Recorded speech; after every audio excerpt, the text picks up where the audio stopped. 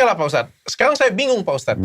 Yang mana yang harus saya percaya? Yang mana yang Islam asli? Yang mana Islam yang bukan Islam Pak Ustadz? Karena ada yang bilang Islam itu salam, contohnya ya, salaman dengan seorang guru aja ya. Saya tadi pagi swipe lihat tuh, lewat tuh. Oh, kebetulan banget tuh. Saya nggak tahu kenal atau enggak sih.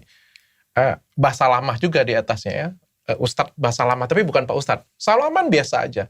Yang satunya lagi salaman sampai pegang kepala, sampai cium dada, sampai cium kaki. Jadi saya nggak tahu Pak Ustadz, yang mana ini yang Islam, ajaran Islam yang sebenarnya yang mana ini Pak Ustadz. Dan bukan hanya ini, ada banyak lagi yang lain, serentetan yang lain lagi.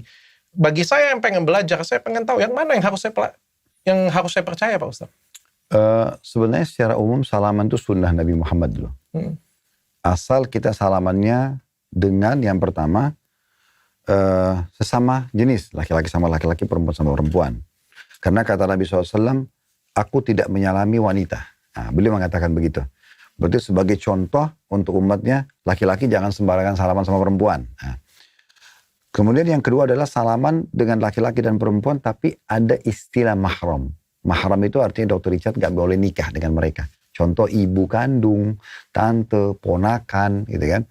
Nah itu semua adalah mahram. Ini kita boleh salaman laki-laki sama perempuan. Tapi yang global secara umum, memang ada larangan masalah itu. Itu dulu. Jadi salaman sebenarnya bagian daripada sunnah Nabi. Cuman memang ada batasan-batasannya. Dan kata Nabi SAW tidak ada dua orang muslim yang bersalaman.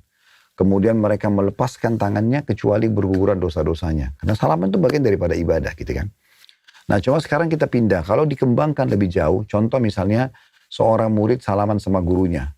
Sebatas apa dia boleh salaman? Ya yang paling aman dia salaman biasa. Tapi boleh nggak seorang murid cium tangan gurunya? Boleh, bukan tidak boleh. Ya kan? Tapi jangan sampai berlebihan.